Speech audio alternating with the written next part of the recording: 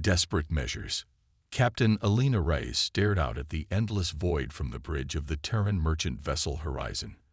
The stars seemed different out here, in the edges of Keldorian space, colder somehow.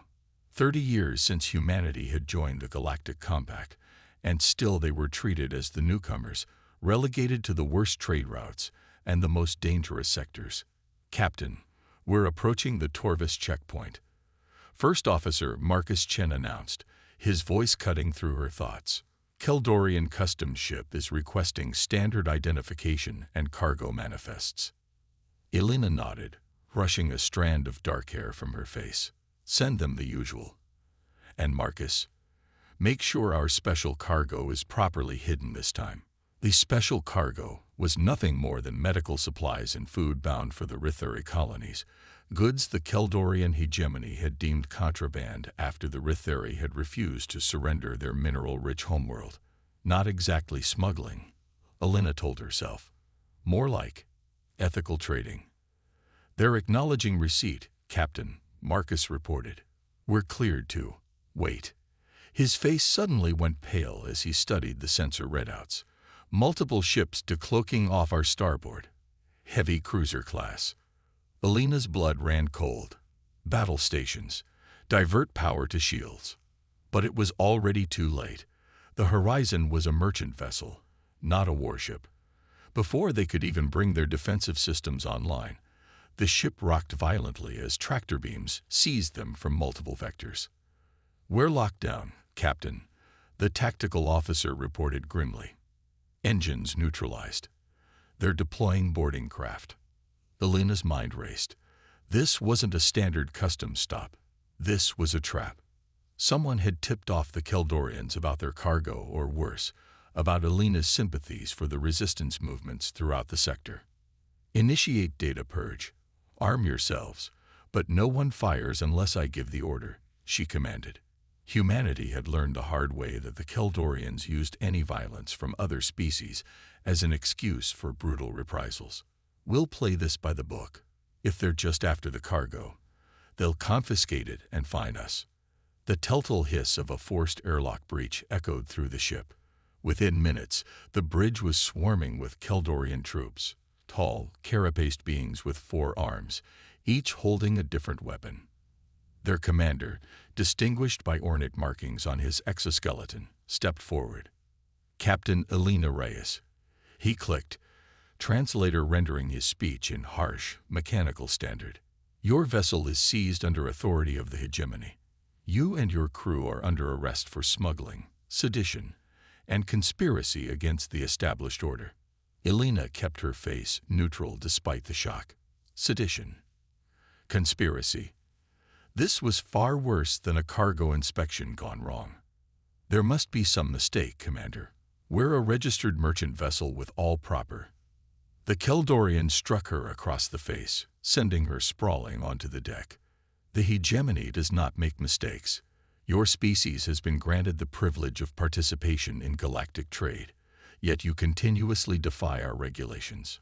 As her crew was bound with energy restraints, Elena realized with growing horror that this wasn't about the cargo at all. The Keldorians had been watching them for some time. Take special care with these ones, the commander instructed his troops. Humans are physically weaker than most species, but they are dangerously unpredictable. The detention facility orbiting Keldor Prime was notorious throughout the sector. A massive space station converted from an ancient asteroid mining operation. It housed thousands of prisoners from dozens of species, political dissidents, smugglers, pirates, and anyone else who had crossed the hegemony. Elena and her crew had been separated immediately upon arrival. For 3 weeks, she had been confined to a cell barely large enough to stand in, subjected to daily interrogations about human trading networks, military capabilities, and suspected resistance contacts. Today's session had been particularly brutal. The Keldorian intelligence officer, Varix, seemed determined to break her. You understand that we can keep you here indefinitely, Varix said, his mandibles clicking in what Elena had come to recognize as amusement. Humans are so fragile. Most species can endure years in detention. But you, I give you perhaps 6 months before your physiology begins to collapse." Elena said nothing. She had been trained to withstand interrogation, but the Kildorians had methods that went beyond anything in the manual. "Perhaps you would be more cooperative if you knew the fate of your crew," Verex continued. "Your engineer, Patel, I believe, has been transferred to a labor colony on Zera 9. The gravity there is twice Earth standard. Most humans suffer spinal failure within weeks." Elena's head snapped up involuntarily, and Verex's mandibles clicked faster in satisfaction at having found a pressure point. "Your communications officer has been more helpful." After some encouragement, she provided us with the encryption protocols for your entire merchant fleet. Lie, Elena thought. Sophia would never break, but doubt gnawed at her. Everyone had a breaking point. "You Kildorians think you understand humans," Elena said, speaking for the first time in hours. "You've studied our biology, our psychology, our history. But there's one thing you keep missing." Verex leaned forward. "And what is that, Captain Reyes? We're our most dangerous when we have nothing left to lose." The Kildorian made a dismissive gesture with his upper limbs. "Meaningless human bravado. Your species has a remarkable talent for self-deception." After the interrogation, Elena was returned to her cell. As the energy barrier hummed back into place, she slumped against the wall, finally allowing her facade of strength to crack. In the privacy of her tiny cell, she permitted herself 5 minutes of despair, no more, no less. Then she straightened up and returned to the task that had occupied every free moment of her captivity: planning an escape. The Kildorians had made one critical error. They had designed their prison for the dozens of species they commonly encountered, with security measures calibrated for beings stronger than humans, or more technologically advanced, or possessing natural abilities like telepathy or phase shifting. What they hadn't accounted for was human ingenuity, and, as Elena had pointed out, desperation. During her daily transfer between the cell and interrogation chamber, Elena had been mapping the facility, noting guard rotations, observing security protocols. Most importantly, she had noticed something unusual: the other prisoners. The Kildorians housed different species together based on security risk assessments, not traditional segregation methods. In her brief glimpses of other detention blocks, Elena had spotted Rithuri, Vex Corps engineers, even a few Telosian information brokers, all species with complementary skills, and critically, all with reasons to hate the hegemony. A plan was forming in her mind. It was desperate, reckless, and would probably get her killed, but it was better than slow death in a Kildorian cell. Her opportunity came 3 days later. During the transfer to interrogation, Elena noticed a commotion in another corridor, some kind of maintenance issue with the environmental systems. 2 of her 4 guards were diverted to assist, leaving only a pair escorting her. Elena had been studying Kildorian physiology as best she could. Despite their intimidating exoskeletons, they had vulnerabilities, particularly in the joint segments where their carapace needed flexibility. As they passed through a narrow maintenance corridor, she made her move. Dropping to the ground suddenly, she swept her leg in an arc that connected with the rear guard's ankle joint, the weakest point in their lower limbs. As he stumbled, she lunged upward with all her strength, driving her shoulder into the joint between thorax and abdomen of the other guard. There was a sickening crack as the exoskeleton fractured. Both actions would have been impossible if she hadn't been systematically starving herself, convincing the Kildorians to loosen her restraints as she appeared to weaken. Now, with her hands free, she quickly incapacitated both guards, taking their weapons and access cards. Moving quickly through the maintenance corridors, Elena made her way to Detention Block C, where she had glimpsed the Vex Corps engineers.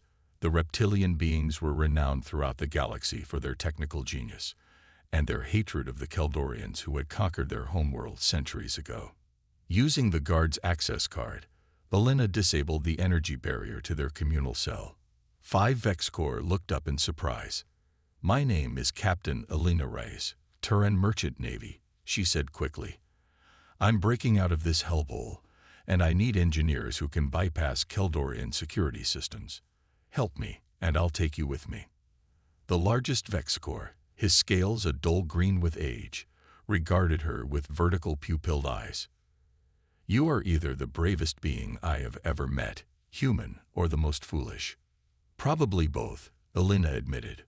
"But I have a plan." Over the next 2 hours, Alina and her growing band of escaped prisoners moved through the detention facility. From Block D, they recruited a trio of Rithari. Their 4-armed frames gaunt from captivity, but their natural strength still formidable. From Block G, they freed a Telosian information broker named Verin, whose photographic memory and knowledge of Keldorian protocols proved invaluable. Alarms began to sound as the Keldorians discovered the escaping prisoners, but by then, Alina's plan was already in motion. Led by the Vexicor engineers, they fought their way to the station's auxiliary hangar, where prisoner transport vessels were docked. "Those ships will be locked down tight," Verin warned, his blue-tinged skin glistening with stress. "And they'll be tracking any vessel that leaves." "We're not taking a transport," Alina replied, pointing instead to the far end of the hangar, where a sleek Keldorian patrol cruiser sat. "We're taking that." The Vexicor lead engineer, who had introduced himself as Sazak, made a hissing sound of appreciation. "Combat capable. FTL equipped. Bold choice, human." "Can you fly it?" Alina asked. "With some adjustments to the control systems, yes," Sazak replied. "But breaching its security will take time we do not have." Alina grinned for the first time in weeks. "Leave that to me. Keldorians are so confident in their biometric security that they've grown careless."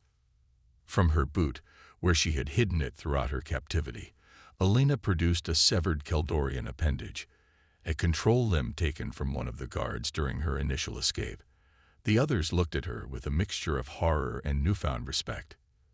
"You humans truly are as ruthless as they say," Verin murmured. Using the appendage to bypass the cruiser's security, they boarded the vessel. Keldorian security forces were closing in, but the Rithari held the hangar entrance while Sazak and his engineers worked frantically to override the ship's systems. "We have control," Sazak announced finally. "But the hangar doors are sealed." Alina took the command chair, feeling a surge of fierce joy. "Then we make our own door." "Weapons online," responded one of the Vexicor. "Target the hangar shields and fire at will." The cruiser's forward cannons blazed, ripping through the energy barrier that protected the hangar from the vacuum of space. Emergency bulkheads began to close, but not before the escaping prisoner's ship shot through the gap, leaving the detention facility behind. As they accelerated away from Keldor Prime, evading pursuit ships, Alina addressed her unlikely crew. "I know we're from different worlds, different species with different priorities. But we all have one thing in common now. We're enemies of the hegemony with nowhere to go home to. I propose we stick together." "And do what, exactly?" Verin asked. "We're fugitives in a stolen military vessel."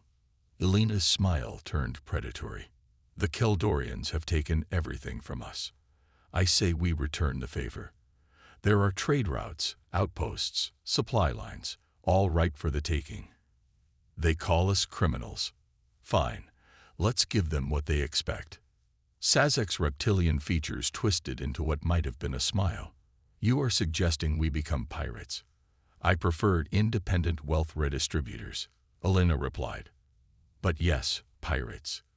With your engineering skills, their military tactics," she nodded to the Rithari, "Verin's intelligence network, and human creativity, we could hit the hegemony where it hurts most, their precious profit margins." The diverse beings looked at each other, centuries of cultural differences momentarily set aside by a common purpose. "The Keldorians believe they understand humans," Alina continued, her voice hardening. "They think they know what we're capable of. It's time to show them how wrong they are. It's time to show them that humans pushed too far don't just fight back. We changed the rules of the game entirely."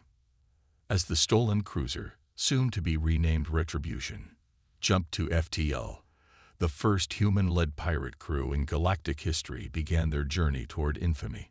Rising infamy. 6 months after the escape from Keldor Prime, the Retribution was no longer recognizable as a Keldorian patrol cruiser. Its sleeve lines were now augmented with salvage technology from a dozen different species, giving it a patchwork appearance that belied its deadly capabilities. The ship had become infamous throughout the sector. The vessel that appeared from nowhere, struck with devastating precision, and vanished before reinforcements could arrive. Elena stood on the bridge, studying tactical readouts of their next target, a Keldorian mining outpost on the moon of Vega 6. In the months since their escape, her ragtag crew had grown to over 60 beings from 15 different species, each with their own reasons to hate the hegemony. "Are you certain about this one, Captain?" asked Marcus Chen, who had been rescued along with other Horizon crew members during their third raid. "The security looks heavier than usual." Elena nodded, her face set with determination. "That's precisely why we're hitting it. According to Varen's intelligence, they're stockpiling quantum crystals for a new fleet of warships. If we can disrupt that supply chain, we buy the resistance movements more time." The Retribution had evolved from simple piracy to something more complex, a hybrid of military strike force and revolutionary vanguard. What had begun as a desperate bid for survival had transformed into a genuine threat to Keldorian dominance in the sector. Sazak, now the ship's chief engineer, slithered onto the bridge, his scales now a vibrant green thanks to proper nutrition and regular exposure to the specialized UV lamps Elena had procured for him.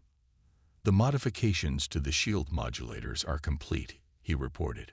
"We can now sustain approximately 47 seconds of total sensor invisibility before the systems overheat." That was the key to their success, not the stolen Keldorian technology, but the innovations that had emerged from collaboration between species.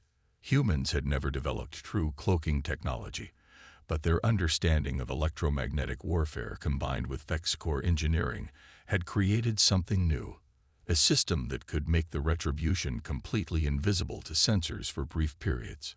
47 seconds should be plenty, Elena said. "We go in silent, deploy the assault team, extract the workers, grab what crystals we can, and get out." The rescue of forced laborers had become a standard part of their operations. Many joined the crew, while others were transported to safe worlds beyond hegemony space. It wasn't just moral principle. Each rescued worker was a potential recruit or intelligence source. "We jump in 3 hours, Elena announced. "Everyone to your stations." As the bridge crew dispersed, Elena retreated to her ready room. 6 months of constant vigilance and combat had taken its toll. Dark circles rimmed her eyes, and new lines had formed on her face. But there was something else too, a hardness that hadn't been there before, a ruthless efficiency that had replaced the by-the-book merchant captain. Her terminal chimed with an incoming message, encrypted using protocols only one person knew. She activated it to see the lined face of Admiral Zhang, her former commanding officer in the Terran Merchant Navy, and now a secret sympathizer with her cause. "Elena," he said without preamble, "you've become quite the problem. The diplomatic corps is dealing with Keldorian protests on a daily basis. Send them my regards," Elena replied dryly. "This isn't a joke. The Keldorians are pressuring Earth to officially denounce you as pirates and terrorists. The Council is considering it." Elena's jaw tightened.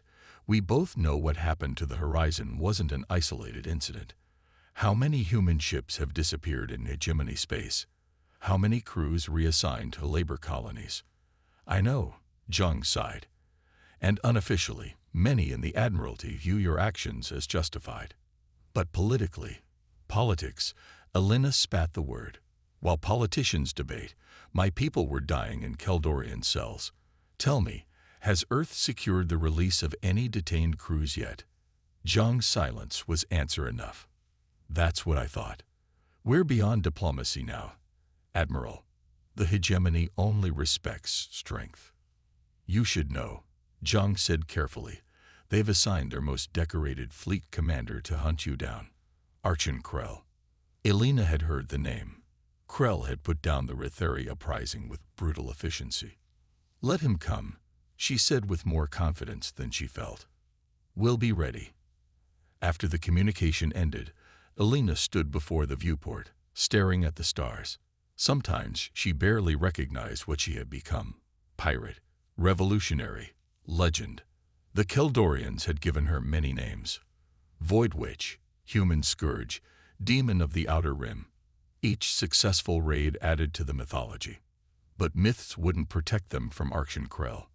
The raid on Vega 6 had been a trap. As the Retribution emerged from jump space, they found not a mining outpost, but a Keldorian battle group waiting. 5 destroyers arranged in attack formation with the massive form of a command cruiser at their center. Evasive maneuvers, Elena shouted as the first volley of energy torpedoes streaked toward them. "Get us out of here." "FTL drive is charging," Marcus reported tensely. 90 seconds to jump capability. "Too long. Much too long. Deploy countermeasures.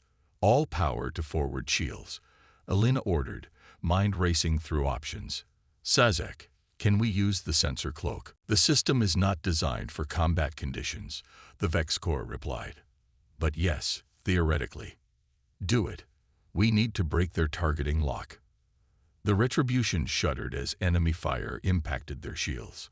Unlike the early days when they had survived through stealth and surprise, they now had to rely on the combat upgrades they'd installed, many of them experimental and untested in full battle conditions. For 45 seconds, the ship vanished from all sensors, causing the Keldorian volleys to go wide. When they reappeared, they had changed position, buying precious time. "Incoming transmission," announced the Telosian communications officer from the Keldorian command ship. Elena nodded. On screen.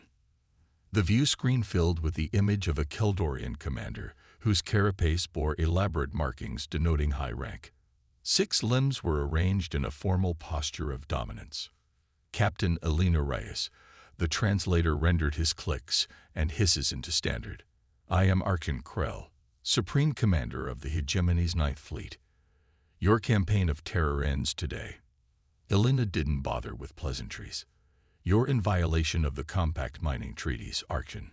Vega 6 is a protected development zone." A meaningless accusation. The Hegemony routinely violated such treaties, but she was playing for time. Every second brought them closer to FTL capability. "Treaties apply to legitimate actors, not pirates," Krell replied.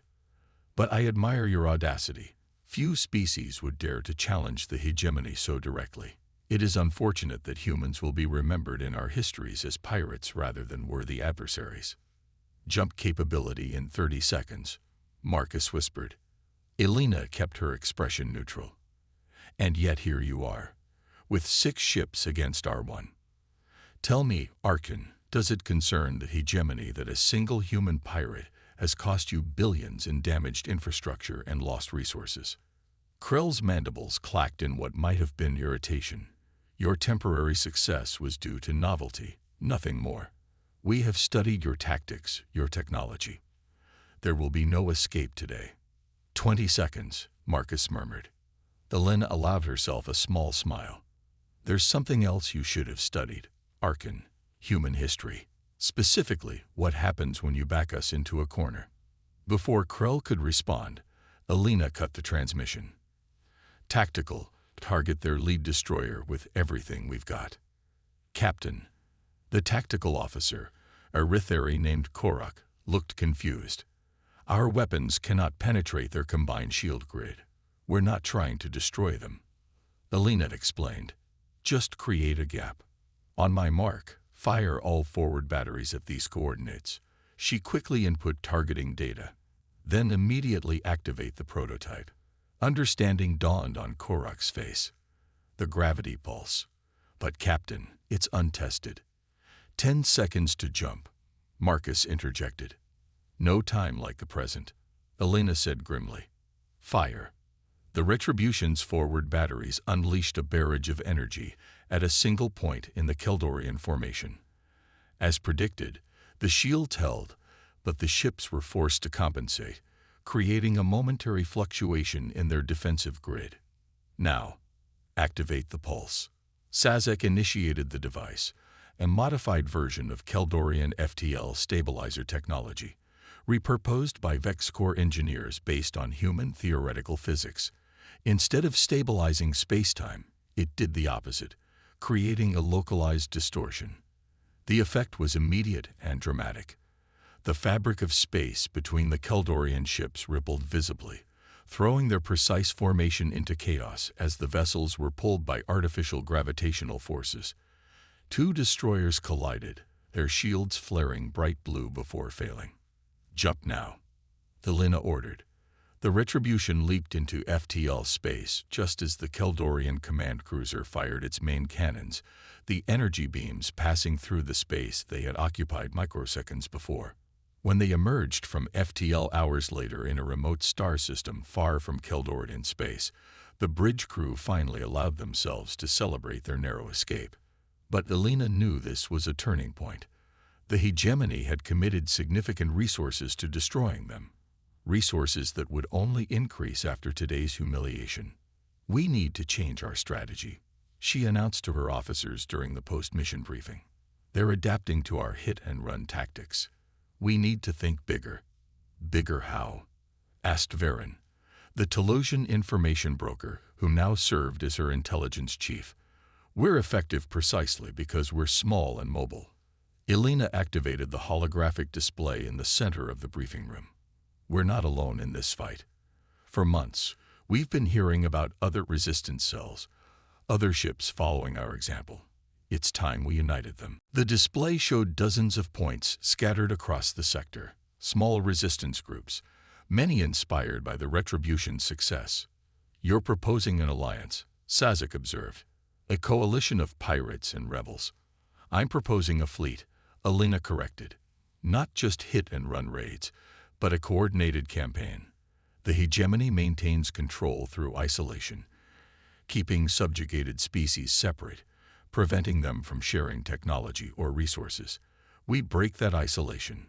It was ambitious, perhaps foolishly so. But as Elena outlined her vision, she saw growing excitement on the faces of her officers, even the normally stoic VexCore. Over the next 3 months, the Retribution traveled across the sector, making contact with resistance groups on a dozen worlds.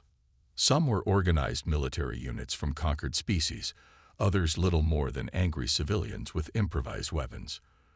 What united them was hatred of Keldorian rule and, increasingly, inspiration from the human pirates who had shown that the hegemony was not invincible. With each group they met, Elena shared technology, tactics, and intelligence. The VexCore engineers taught others how to modify Keldorian technology.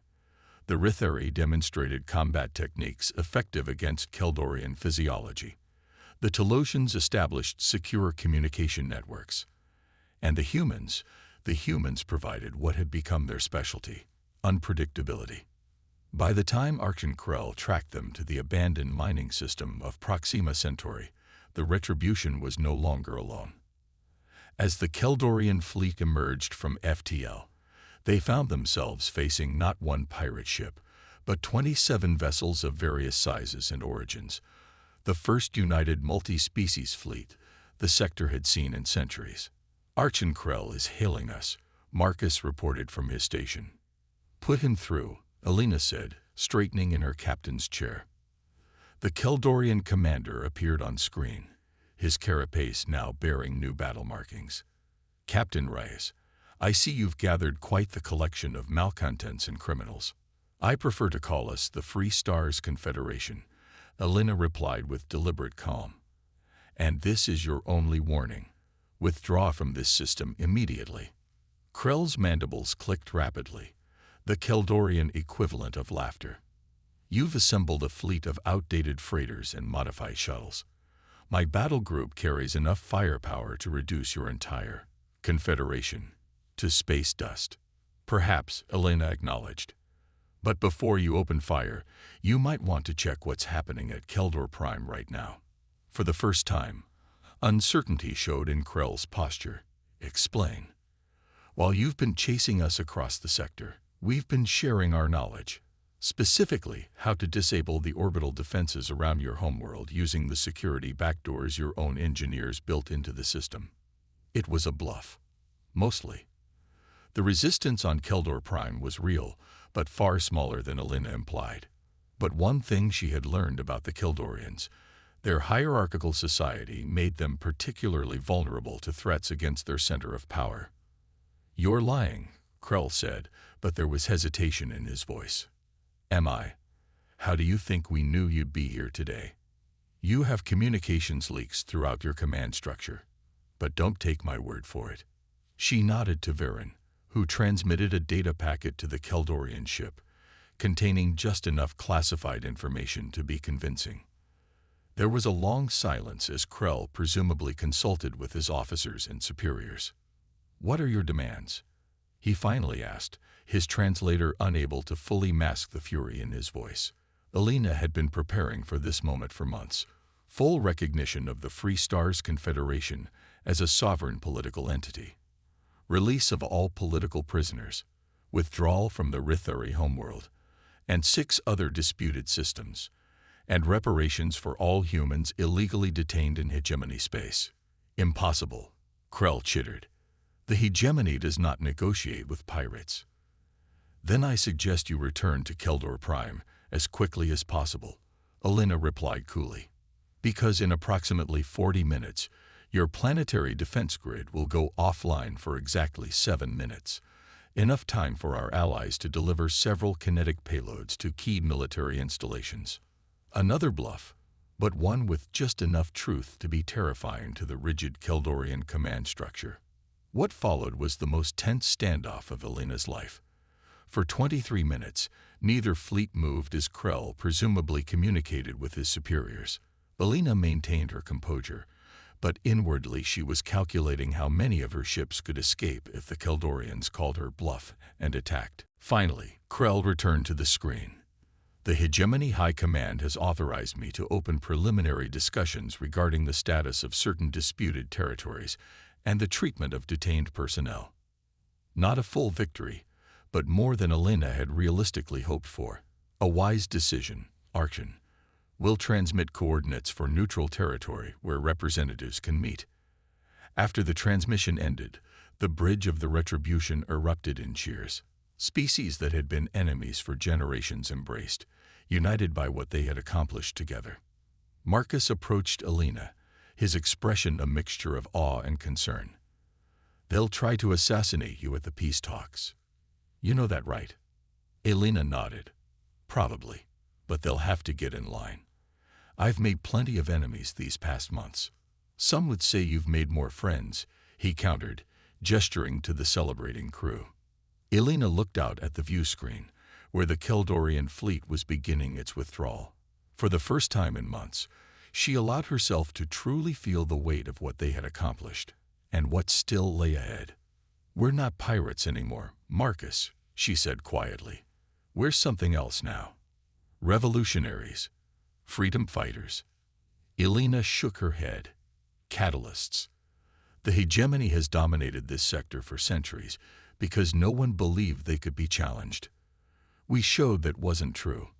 What happens next isn't just about us anymore." The peace conference on the neutral trading station, Empyrean, wasn't the end of the conflict. It was merely the beginning of a new phase. The Keldorian hegemony, true to form, attempted to drag out negotiations while secretly preparing a new offensive. But the delay worked against them as more worlds and species joined the Free Stars Confederation. As for Captain Alina Reyes and the crew of the Retribution, they became the stuff of legend. The pirates who changed the face of galactic politics. Human adaptability combined with alien technology created a force that the rigid hierarchies of the hegemony couldn't counter. In time, even the Terran government recognized the Confederation, though they continued to officially condemn piracy. Alina herself became something of an embarrassment to Earth authorities, the revolutionary they couldn't quite disavow but couldn't openly support either. The Free Stars Confederation never completely defeated the Keldorian hegemony, but they forced them to retreat, to compromise, to acknowledge that the days of unchallenged dominance were over. And throughout the sector, whenever Kildorian ships encountered human vessels, they gave them a wide berth. Because if there was one lesson the hegemony had learned, it was this: humans pushed to the edge don't just fight back. They change the rules entirely. They become the most dangerous creatures in the galaxy, those with nothing left to lose and everything to gain. In later years, historians would debate whether Captain Alina Reyes was a hero or a criminal, a visionary or simply a desperate woman who found herself at a pivotal moment in history. But one thing was never disputed: when humans became pirates, they became the most feared force the galaxy had ever seen.